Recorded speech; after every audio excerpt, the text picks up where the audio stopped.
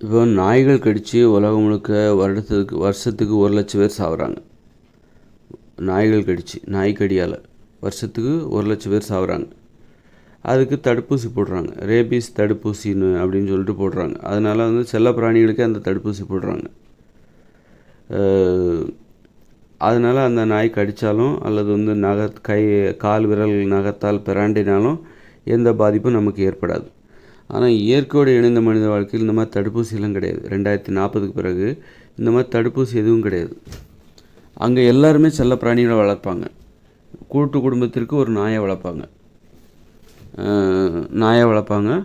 அப்போ அந்த நாய்களுக்கெல்லாம் கடித்து ஒரு வெறி பிடிச்சி கடிச்சதுன்னா அப்போ அதுக்கு மருந்து மாத்திரை எதுவுமே கிடையாது.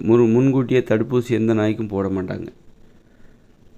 ஏன்னா தடுப்பூசி என்பதே கிடையாதுங்க. மருத்துவமனை கிடையாது, மருத்துவர்கள் கிடையாது, தடுப்பூசிலாம் கிடையாது, மாத்திரை கிடையாது, ஊசி கிடையாது.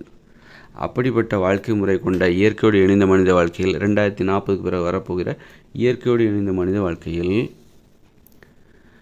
நீங்கள் செல்லப்பிராணிகளிடம் எச்சரிக்கையாக பழக வேண்டும். ரொம்ப கொஞ்சிக்கிட்டு இருக்கக்கூடாது. மடியில் போட்டு கொஞ்சிறது. ஏன்னா அது நம்மளோட விளையாடும்போது அது தெரியாமல் அதோட பல் நம்ம உடம்புல பட்டுரும். ஒரு கோடு எடுத்து விட்டுரும்.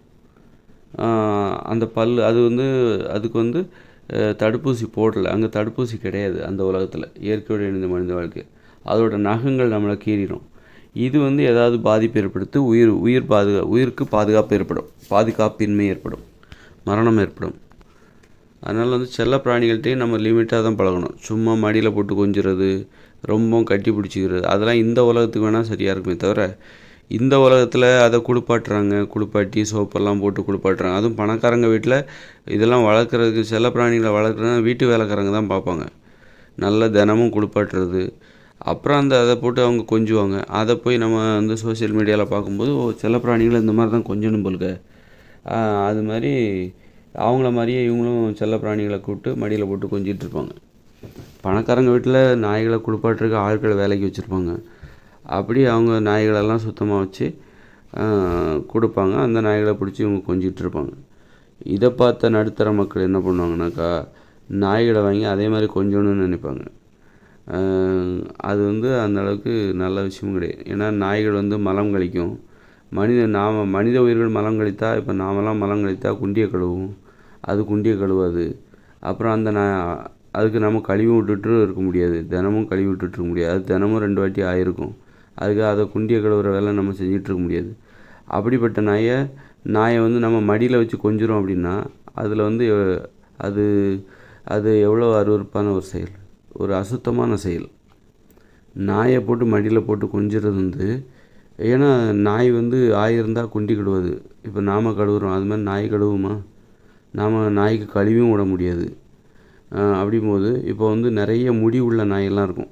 முடி சடையாக வளர்ந்துருக்கும். ஜெர்மன் ஷெப்பர்டு அந்த மாதிரி நாயெல்லாம் பார்த்திங்கன்னா அது அதோட குண்டிலையும் ஏகப்பட்ட முடி இருக்கும்.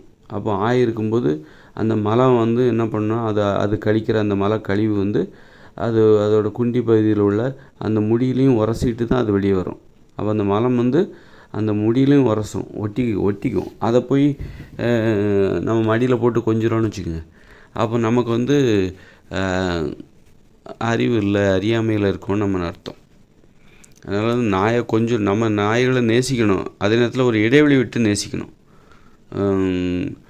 ரொம்பவும் அளவுக்கு அதிகமாக நேசிச்சிட்ருக்கூடாது. ரொம்ப இடைவெளி விட்டு நேசிக்கணும். அது ஆபத்தானது. இந்த மாதிரி நான் சொல்கிறேன்ல, மலக்கழிவு, அது மலங்கழிக்கும். அதோட மலங்கழிக்கும் போது அதோட பின்பகுதியில் அந்த குண்டியில் உள்ள முடியில் அந்த மலம் ஒட்டியிருக்கும். அது நமக்கு தெரியாது. நம்ம அதெல்லாம் தெரியாமல் அதை எடுத்து கொஞ்சிகிட்டு இருப்போம் மடியில் வச்சு. அப்போ அது நம்ம மேலேயும் ஒட்டும். அப்புறம் அது இயற்கையோடு இணைந்த மனித வாழ்க்கையில் அங்கே தடுப்பூசி எதுவுமே கிடையாது. அதனால் அது நம்ம அதோடு விளையாடும்போது அதோட பல்லு நம்ம பட்டு நமக்கு காயம் ஏற்படலாம். அதோட பற்கள் பட்டு நமக்கு காயம் ஏற்படலாம்.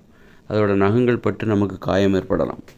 அதனால் ஏதாவது பிரச்சனை ஏற்படும், ஏதாவது பக்க விளைவு ஏற்படும், ஏதாவது நோய் தொற்று ஏற்படும்.